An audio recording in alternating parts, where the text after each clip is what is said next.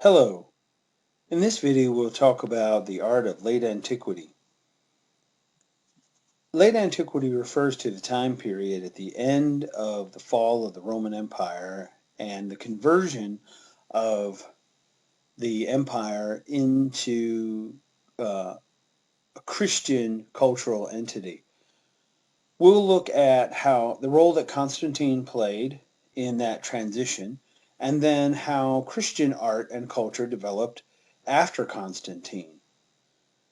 Um, in order to understand how the cultural forces at work, we need a little bit of the background of what was happening in the early 4th century in the Roman Empire. Um, so by the time of Constantine, the rise of the Emperor Constantine, um, Christianity was a small but growing movement within much of the Western world. And it was technically illegal, and Christians were persecuted by the Romans. And as such, it was difficult to know exactly how many Christians there were, how popular Christianity was, and there was little to no evidence of Christian culture. And a lot of that had to do with the rules of the early church as they related specifically to imagery and to the cultural differences that the church tried to establish between itself and the pagan traditions of the empire. Now, Constantine was emperor or became emperor early in the 4th century, in the first decade of the 4th century, and he faced a challenge from another rival who had also claimed to the throne. Um, and Constantine and his rival both had royal bloodlines, both ruled over armies of Roman legions, but his rival actually had more troops that he was the general of. And so, as such, um, Constantine's rule was uh, under very serious threat. And so as it always does, it came down to a decisive battle, and on the eve of the battle, Constantine claimed to have had a vision. Now, his vision was connected to seeing his troops victorious under a sign, a symbol called the Chi Rho, which basically looks like a P with an X over the top of it. It's two Greek letters combined, and it was an ancient symbol for Christianity. Now,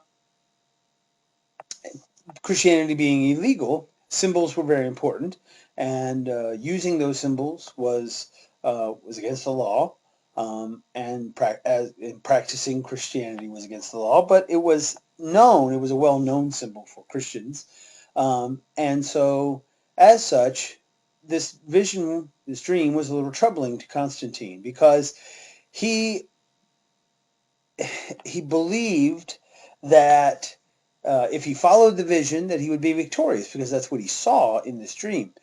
Now, this is what he claimed. The reality or truth of this is, of course, up for debate. He had been feeling some pressure to make Christianity legal, to make Christianity acceptable in Roman society. Not the least of which that some of that pressure came from his own wife, who had secretly converted, and mother-in-law, who had secretly converted to Christianity. There's some evidence that Constantine himself perhaps held some of those same beliefs, but he could not, even as emperor, violate the law and openly practice Christianity. He claimed to have had the vision, and after the vision, on the morning of the battle, he communicated to his generals that he wanted his troops to paint the symbol, the Chi Rho, on their shields, and he vowed, and Romans took vows very, very seriously, but he vowed that if his troops were victorious, that he would not only make Christianity legal, but he would actually convert the empire to Christianity, make it the state religion of the empire. Now, this was a very, very radical ideal because most pagans, most Romans, saw Christianity as a very odd cult of Judaism. It was seen as something that was very suspect and something that they struggled to understand. Now, long story short, Constantine's army is victorious, and he holds to his vow. So in the months and years to come, after he defeats his rival and solidifies his authority as emperor, he makes Christianity legal, and then he endeavors to start the process of transforming the empire to Christianity. Now, this was not easy. One, the Roman Empire had a long history of persecuting Christians, and so it took quite a bit of effort on the part of Constantine and his advisors and his bureaucracy to convince the Christian leaders who had practiced for generations in secret that they were serious about allowing Christianity, making it legal, and then finally serious about embracing Christianity. And those leaders were not in one accord as to how to practice Christianity. There wasn't a single identifiable methodology for practicing Christianity. Each church had developed kind of its own in secret practices and beliefs. And the beliefs were not uniform, and they were not widespread, some of them. And so the first step that Constantine instituted was to gather as many of those Christian leaders as would be involved, and that took some convincing, to engage in developing first what it meant to be a Christian. Answer that question. What does it mean? What do we all agree, or can we all agree on what it means to be a Christian? And then how do you go about practicing that faith? So it was at Constantine's urging that the Council of Nicaea was called, and it took several years for them to debate and argue over what would become the Nicene Creed, which is still in use today. Many Christian faiths, not only the Roman Catholic Church, but many Christian faiths use and hold the Nicene Creed as sacred. You might be familiar with it. It goes something to the effect of, I believe in God the Father Almighty, creator of heaven and earth, and his only Son, Jesus Christ, our Lord. Now, the point of that is that this is an oath. It's a creed. It's something that the Romans would have expected converts, and they were not asking for converts, they were requiring converts, but they were requiring of their people to take this oath, to vow, to follow Christianity, to believe in these concepts. So it was a really big deal what was going to be in the creed and what was going to be out, and not everyone had the same idea of who Jesus was and how to follow him. Some early Christian churches saw Jesus as a man, some as divine. Some saw him as a prophet, some as Messiah. Some believed that Jesus and his teachings were at the heart of this movement, and some believed that it was really founded first in Judaism, and that you had to be a Jew first, and that you could then move from being a Jew to being a Christian. So there was a lot of effort spent in kind of hashing out and solidifying and codifying the belief systems. And then from there, in true Roman practical fashion, they wanted a manual, they wanted a canon, they wanted a book. And so initially, there's, again, another council is established in around 311, 312 or so, and it's not until 327 that the first codified version of Christian scripture comes into existence. It's not completely what we think of as the Bible today, but it is an early progenitor of that book. It includes many of the books of Jewish tradition, the first 5 books of the Bible, and then it has books from Old Testament traditions that some come from Jewish, some come from other sources. Then it has all of the Gospels and the new traditions. And the reason why all this is important is because as the Roman Empire transforms itself culturally, there's going to be some stipulations that these religious leaders make upon the empire to limit the type of art and culture that's going to be created, and to sort of direct art and culture in a way that reflects these new attitudes. So we're going to see some new buildings, new types of buildings. We're going to see the transformation of some old buildings, and we're going to see some new art forms completely, some new media and some new subject matter that we had never seen before. Now, initially, what's really interesting about this is from the 4th century to about the middle of the 6th century, the 4 to 500s or so, we don't see very much Christian iconography or imagery because early on the church had established that images of Christ were sacrilegious, and images of the apostles and biblical figures were also sacrilegious, and so there is no such thing as Christian art. Now, that is radically different than what the pagans would have expected. They were used to seeing images of their gods. They were used to seeing images of their leaders. They were used to seeing all of these figures. Figurative images were incredibly popular in art in Roman culture. Now the Christian church is saying that those are no longer acceptable. So what we have to do is to kind of figure out is how are you going to create a vision of Christianity without images of man, and still satisfy the pagan history and the pagan background, or the leanings of that, and basically come to some sort of terms with these two very, very different approaches to what art should be.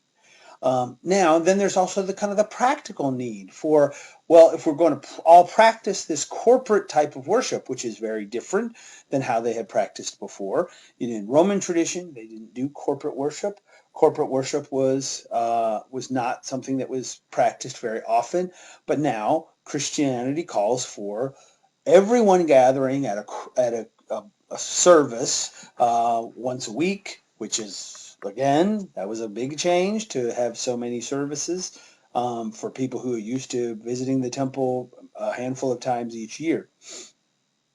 So what elements from the pagan tradition are going to remain? What's going to be replaced with new Christian traditions, and how are we going to reconcile these two? That's really what is happening from the 4th century into the 6th century in the art of late antiquity. At the same time, the political system that was the Roman Empire is collapsing.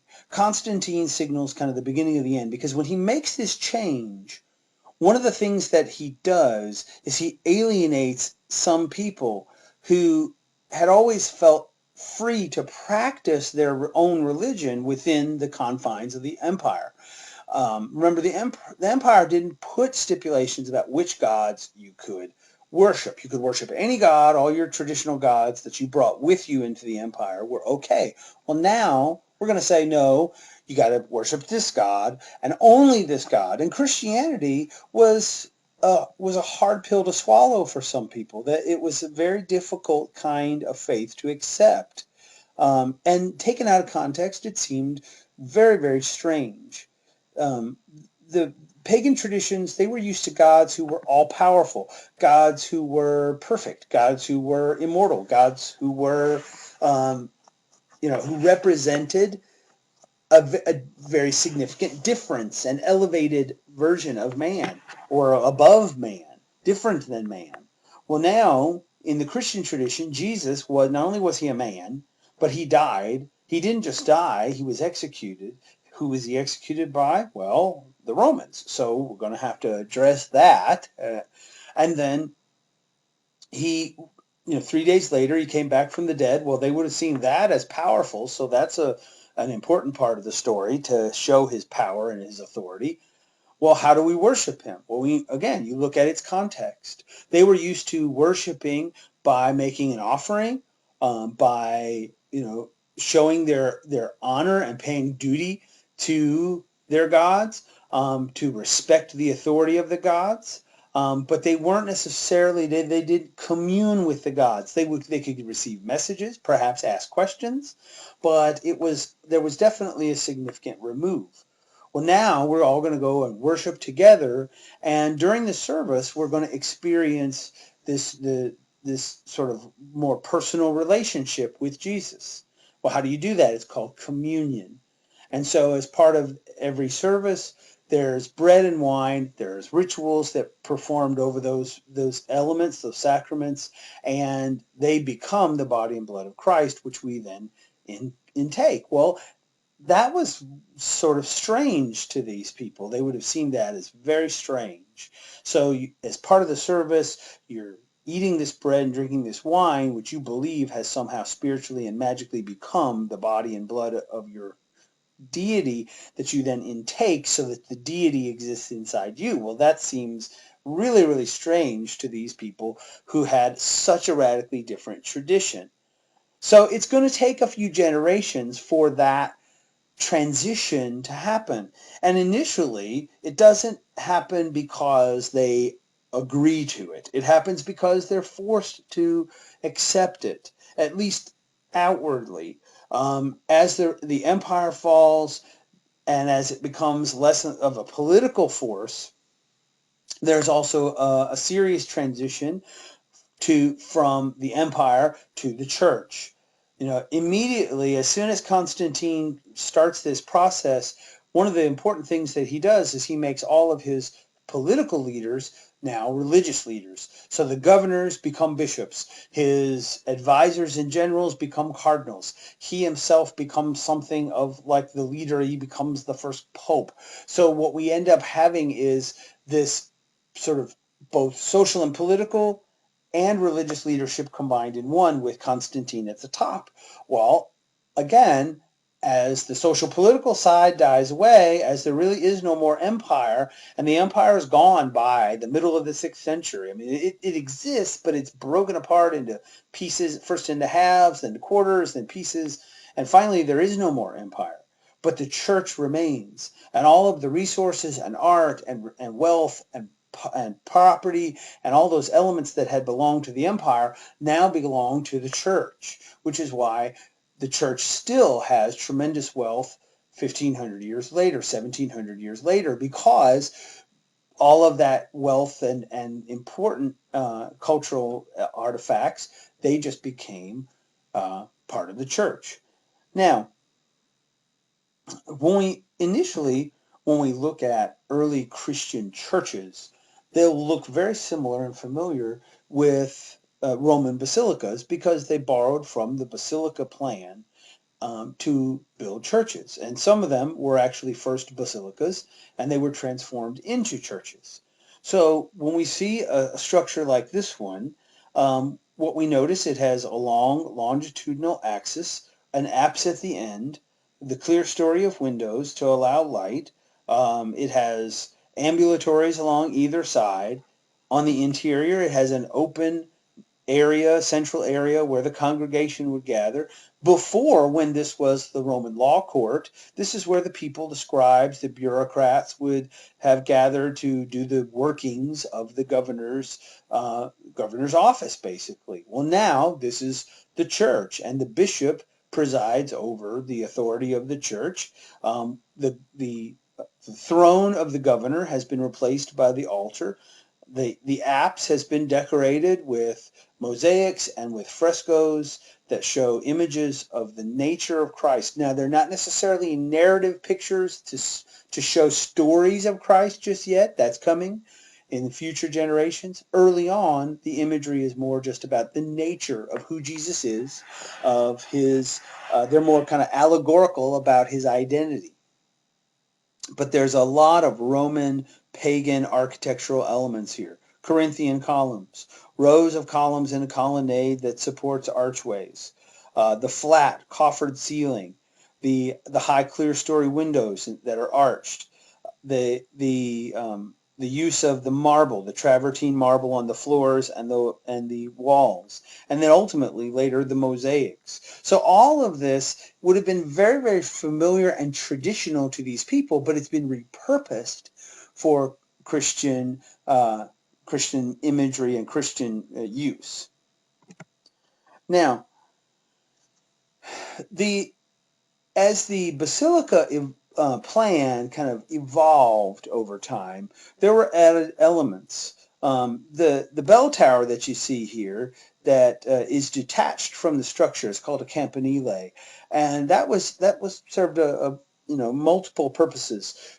When we think about a tower with a bell in it attached to a church, we generally think about the ringing of the bells at certain times, certain ceremonial times, and what that means, the call to worship or the celebratory ringing of the bells. But in their time, those bell towers served a very, very practical purpose. As the empire fell, and as the social structure of Roman society just kind of unraveled, the church became a place of sanctuary. In fact, that's why we call the churches, the church building a sanctuary, is because it was a place where people could come for refuge.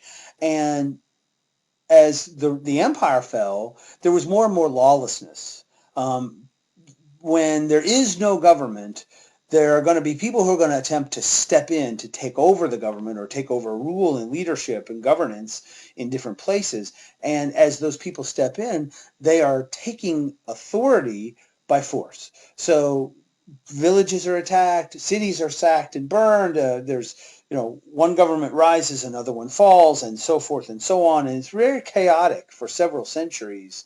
And as such, the church becomes an easy target. It's a place for not so ethical or moral people to attack and get wealth.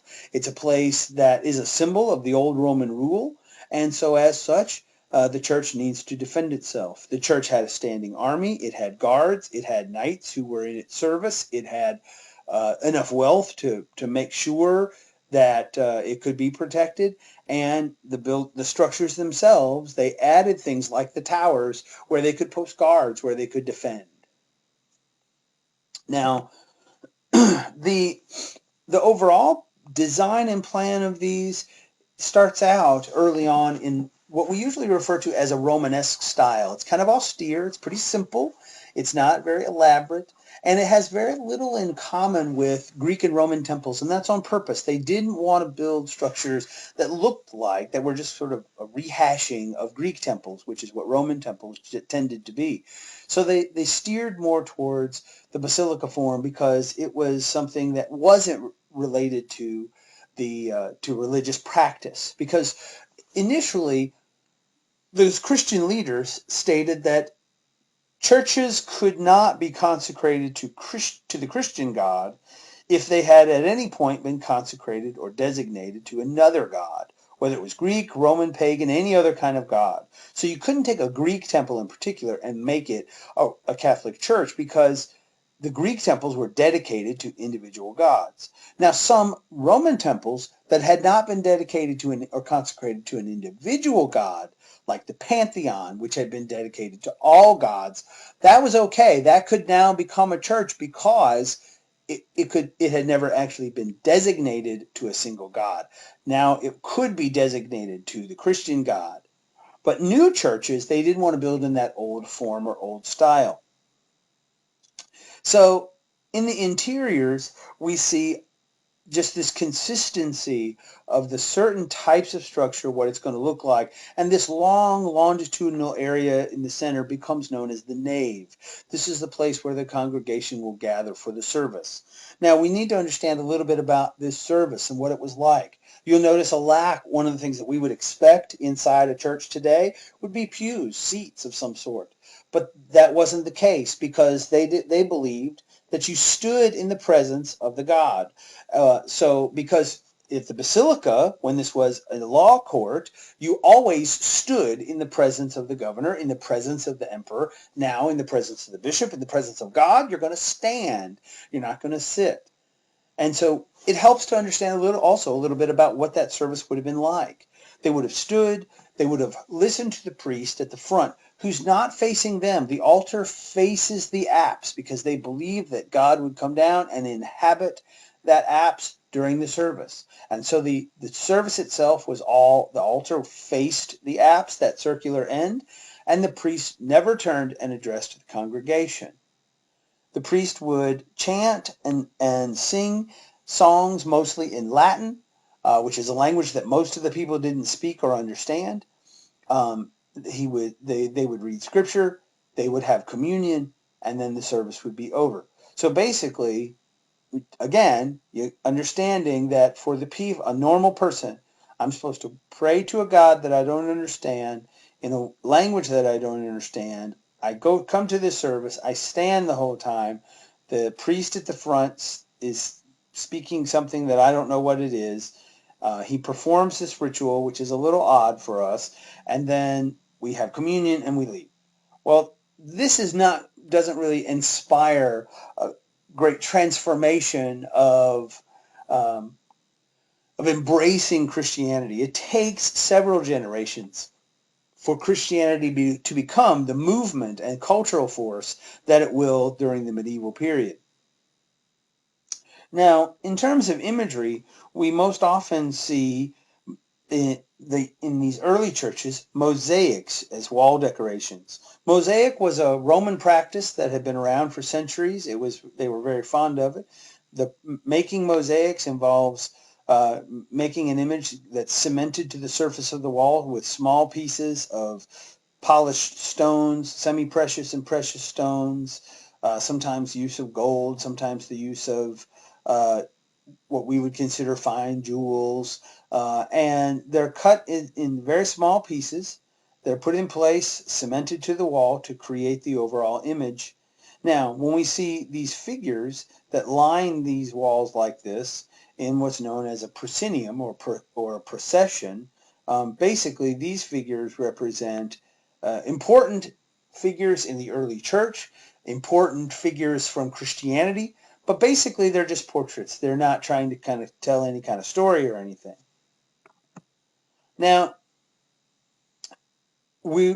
as we talk about how the Romans influenced the Christians and the Christians influenced the Romans, we see a lot of these cross-cultural references. The figure seated there in the center is Jesus, and he's seated on the throne of leadership. He is so, and they would have recognized that was a throne of leadership, and his gesture, the way he holds his hand, is a symbol of blessing. So from his authority as leader, as king, and he's depicted as a king, he is giving his blessing to the congregation, to the people. Now, we know that it's Jesus because of the halo, which has the cross in it, which is called cruciform. We know that it's Jesus because he's also seated on the throne, and he's waited on by those winged figures. Now, we refer to them now as angels, but that is the sort of the Christian translation of the much older imagery of cherubs and Nike, the servants, the winged servants of the gods, who could fly in and do the God's bidding and fly out and be invisible, and they were helpers. They were all those things that we think of when we think of angels. There are other more subtle Greek and Roman influences. The decorative line of the Greek key, that interlocking geometric pattern, the use of the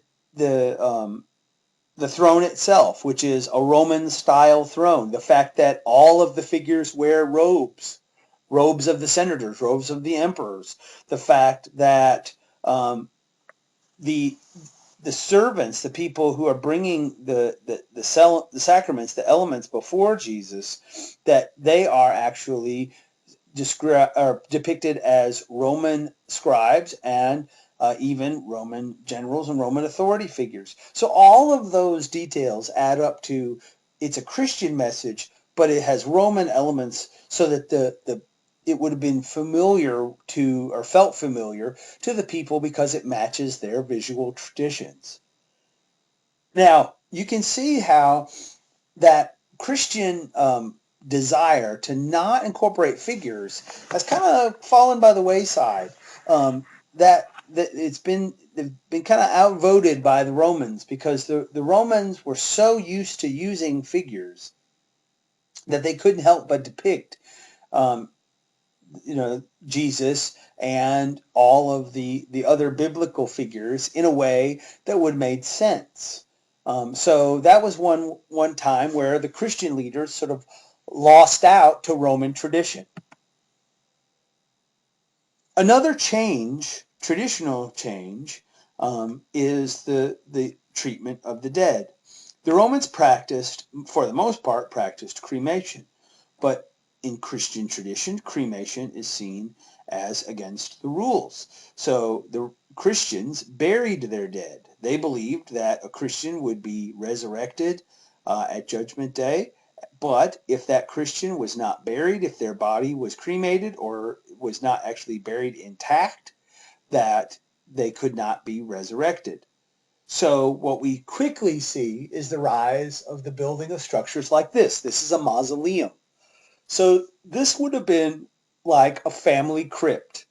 And, so the family would, wealthier families would build mausoleums like this to house the burial places of generations of individuals. This isn't a single crypt or mausoleum. This would have belonged to an extended family. And it goes underground, but initially inside is kind of a mortuary temple, funerary temple, like we would have seen in Roman tradition. This particular mausoleum is covered with mosaics, and it shows, like we talked about, not just not really a narrative, a story of Jesus, but the nature of Jesus. Here we have the mosaic of Christ as Good Shepherd.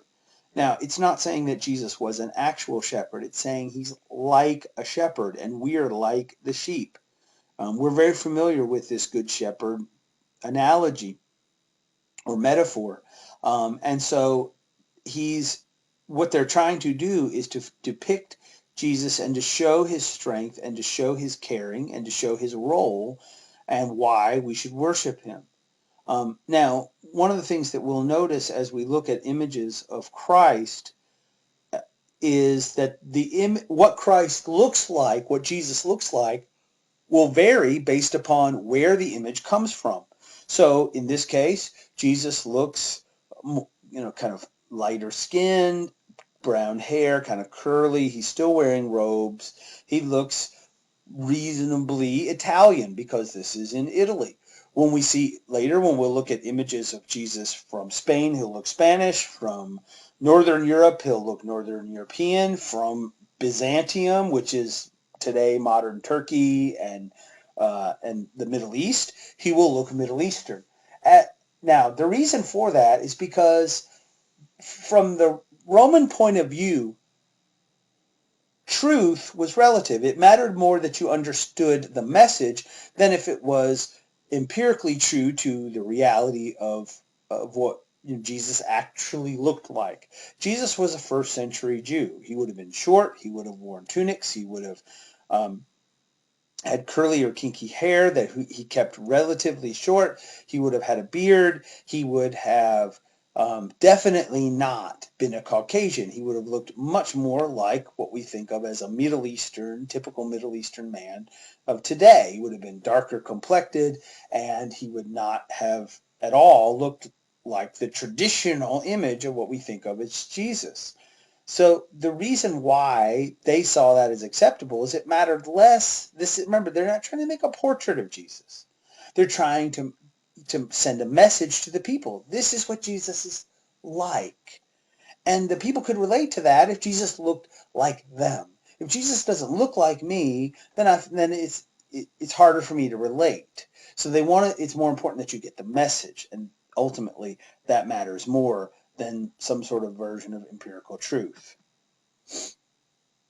Now, it's not just mausoleums that are built. The wealthier of Roman society, and there's plenty of those, they would also go back to or continue to use these carved sarcophagi. So this is the sarcophagus of Junius Bassus. It's a very, very famous late antiquity example of this Greek style carved sarcophagus. And it's Greek style because it's carved in marble, which is traditional Greek work. It was done in high relief, which again, traditional coming out of that Hellenistic style. what's interesting about it is that the different sequence of the panels is sort of eclectic and sporadic, and it has all Christian themed imagery, but not sequentially telling one specific story. You have an image of Adam and Eve, which relates specifically. They would have related that specifically to the one of the foundational beliefs of original sin, and that all the part of the reason why we need um, we need Christ is to overcome that sin. And then there's stories and depictions of Jesus from the life of Jesus, his riding the donkey in the Passion, his ultimately his capture in the garden and his arrest, his going before Pontius Pilate, his betrayal by Judas, his flogging, his crucifixion, and then ultimately, and most importantly, from their point of view, his resurrection. Now, why put this on the exterior of the sarcophagus relates to the nature of Christianity. It became kind of important in society. It's no longer really Roman society, remember, but it became important in society as the empire fell, that people felt the need to establish themselves as Christians. They wanted to openly and outwardly show their faith. That was a big deal because after the empire falls, not everyone is a Christian, and not everybody agrees with the Christian leadership. And so by creating a sarcophagus like this, it would have clearly said, as for me and my family, we're going to follow Christianity. We're going to follow this specific version of Christianity, and there's more than one. The church initially has one center at Rome, and it has another center in Byzantium at a city that Constantine envisioned called Constantinople. Constantinople was going to be his eastern capital in Byzantium, which would become the Byzantine Empire. Now, one of the things that Constantine understood is that the empire had grown so vast and large that not only was Rome no longer the geographic center of the empire, it was struggling to continue to be the cultural center of the empire. So we're going to see, as we move on into Byzantine style, how the eastern half breaks away and what Byzantine Christianity looks like. It looks different than Roman Christianity. Now, public art had long been, as the empire was the most important patron of the arts, emperors and Roman Empire leaders were very important patrons of the arts. Well, as they go away, they're replaced by the church. The church becomes the most important patron of the arts, but not the only patron. And public art was very important for generations, especially in the empire. But now private collectible art is going to be another important part of art and culture.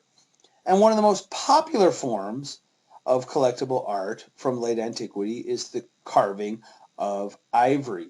So this is a small ivory plaque that would have been inlaid into a wooden frame and probably used on the exterior of what was known as a casket. It's a wooden box that was used for keeping of valuables like jewelry and gold and precious documents and things.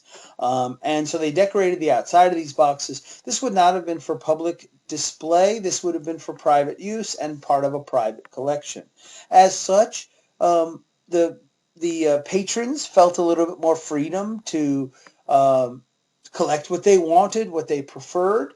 And so some of them preferred Christian imagery, and some of them preferred more kind of older style, more traditional pagan style imagery. We'll see a little bit of both early on. And then eventually the church's influence will become so strong that we only see Christian imagery, but initially we see a little bit of both.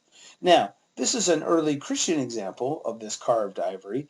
And what you'll notice is that on the right side, we see the crucified Jesus. We see the figures that become traditionally there. We see the soldier piercing his side. We see Mary. We see Joseph of Arimathea, who are traditionally there at the foot of the cross. And so what we're seeing there is the crucified Jesus. On the left side, we see this figure who's hung from the tree, and below his feet we see a bag of what looks to be coins. Now, this is supposed to be an image of Judas, Jesus' betrayer. What's interesting about the story of Judas is that there were several different gospels early on. In fact, there are today, we believe that there are about 42 different gospels, but only 4 gospels were chosen to be part of the early Bible. Um, what's interesting about that is that many of these gospels that were discredited, known as the Apocrypha, were written by figures closer to Jesus, and in fact there's supposedly one written by Jesus himself. Now, the early church discredited these gospels as not being authentic for a variety of reasons. There's still today debate about the authenticity of these gospels and what Christians believe, what they choose to believe, what they choose to follow.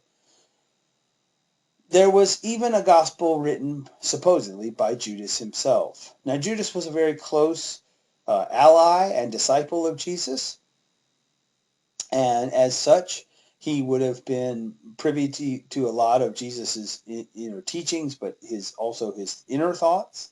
And setting Judas as the betrayer of Jesus and giving him that role would have fit pretty nicely into the Roman Empire's desire to cast someone other than themselves as the villain, as the bad guy.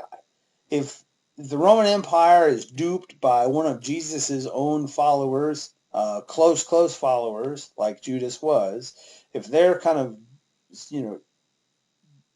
tricked into the execution of Jesus, which is the story that they would have preferred, then that they're no longer the villain. They're sort of another helpless victim along with Jesus. And so Judas becomes the villain. He's the bad guy in the story, and that helps the early church. It helps the empire transition into Christianity. Now, whether it's true or not, we don't know. It's not a question, but we do see in the imagery early on, we see the role of Judas. We see him with the bag of coins, suggesting the tribute money. We see him hanging himself. We see all these things that become traditionally part of the story of Jesus and Judas, but there's some question as to the veracity of this and truth of the actual story. Now, other types of this personal ivory still have the more allegorical pagan tradition. So this is from a series of ivories called the Samachi ivories, and it is a Greek allegorical figure. It's very, very typical of the type of figure that you would see. It's really more, she's supposed to represent philosophy, and it's more this kind of classical Greek beauty, and it's figurative, but it's not Christian. And that's very important because non-Christian art will soon be outlawed. It's interesting that the church was for 200 years persecuted and outlawed, and now that they've become the authority, they're going to outlaw paganism. They're going to systematically remove all influence of paganism. Of course, it takes a few generations, but the church is very successful in removing pagan influence.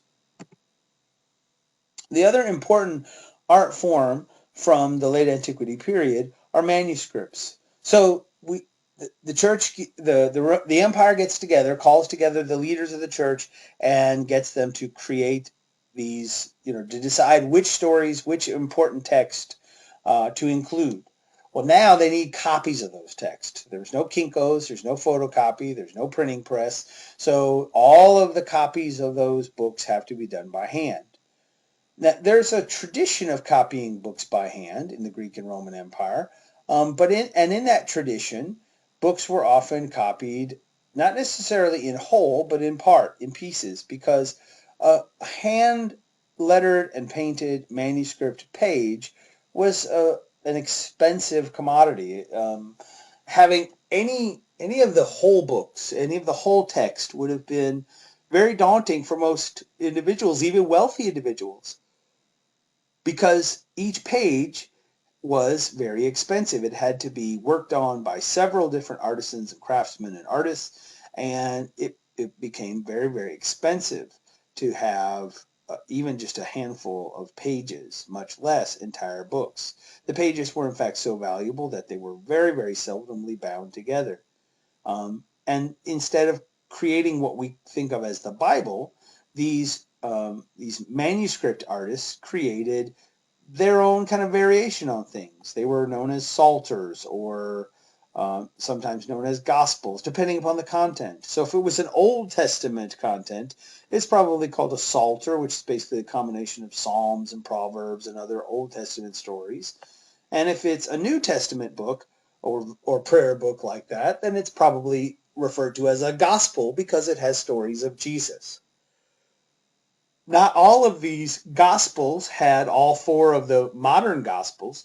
And in fact, many of them just had excerpts, bits and pieces about Jesus's life. And we wouldn't see the imagery on these pages as illustrations. When we think of an illustration, we tend to think about a picture that relates to the story of the text. These are usually referred to, these images, as illuminations because they illuminate the text. They influence the interpretation of the text.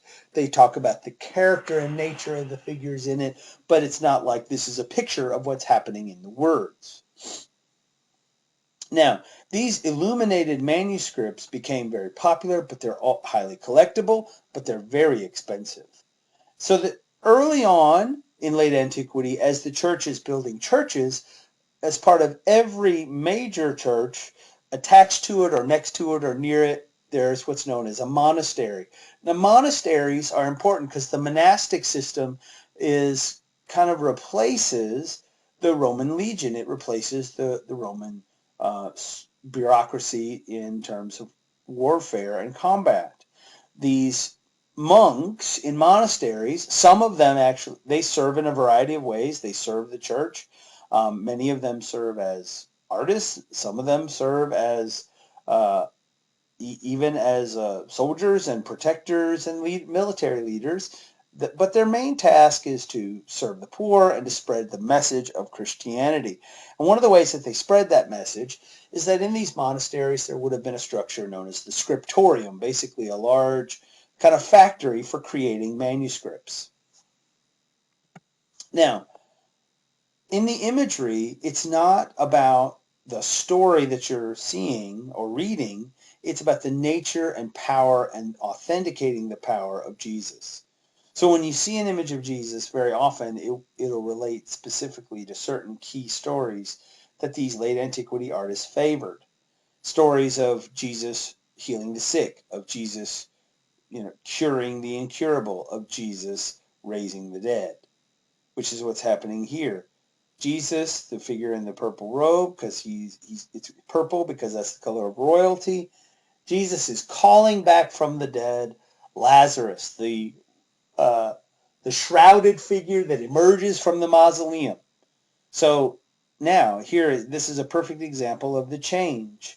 Lazarus is depicted as wrapped in that burial shroud, coming out of that mausoleum, and he's being called back to life by Jesus. It's important that we understand the meaning behind these images is to show these people with pagan roots and pagan traditions that Jesus has power, that he's a powerful God. In fact, the power over life and death. Now, one of the things that we notice in these illuminations is that the the rendering and the realism in the rendering is not as good, perhaps, as it used to be. This is the legacy of the early Christian influence and decision that it was unacceptable for artists and individuals and to study any text that has pagan roots. So they're not supposed to go back and read the canon of proportions. They're not supposed to go back and study Roman frescoes and Roman painting. They're supposed to reinvent and reimagine in Christian format and with Christian subject matter. But it's pretty quick to happen. That is, if you don't practice and study what other generations have learned before, that you're going to be set back, and you're only going to be as successful as the talents of each generation. And as those wane and there's no one there to step into the breach and to make sure that new artists are studying from old artists, we're going to get a lessening of the quality of the technical skill of the artists. Now, as I mentioned, these books had a variety of forms. The Psalter, which is basically Psalms and Proverbs, the Gospel, which is stories of Jesus, and we can tell what kind of book it is based upon that. So this comes from an early Gospel, actually one of the earliest texts that is still in existence, that relates to New Testament, the life of Jesus. We see Jesus as fitting that mold of what we're going to think of as the image of Jesus. Tall, fair complected, dark hair, long beard, robe, sandals, halo, all those specific norms that are going to come to be associated with images of Jesus. But again, we're also seeing part of this new tradition of casting Judas as the betrayer, Pilate as the helpless victim being lied to so that he gives up on Jesus and he has him executed. Now, these manuscripts were so valuable that they weren't bound together because each page was so expensive and so valuable that to bind them together would create an object that was uniquely valuable, and it was far too dangerous. So the individual pages had to be protected. Manuscripts were kept usually in a manuscript cover, which would have been like a carved and jeweled and encrusted box that would have been for keeping the manuscript leaves or individual pages. And some of these manuscripts, the imagery is more important ultimately than the text. The text is important, but it's really, do you understand the nature and identity of Jesus from what you're seeing on these pages? Now, this is important because this is what's known as a frontispiece. So what we start to see in these books is initially, when you first open it, you'll come to a leaf that has a page that establishes what you're going to see and read in this book and what it's about. And you see Jesus curing the sick, you see Jesus helping the poor, and then you see these four figures, the gospel writers, Matthew, Mark, Luke, and John, who are giving their blessing to Jesus and to his life and to what you read in this book. Jesus is waited on by the angel / Nike / cherub. But he's still Jesus. And that's important because pagan tradition, Christian tradition, new tradition coming together. All right, so that's the art of late antiquity, and we're going to move on to look at Byzantium in the next lecture, which hopefully we'll get to do in person, but if not, we'll record another video. I hope you've enjoyed the lecture, and if you need to go back and rewatch it, please feel free to do so.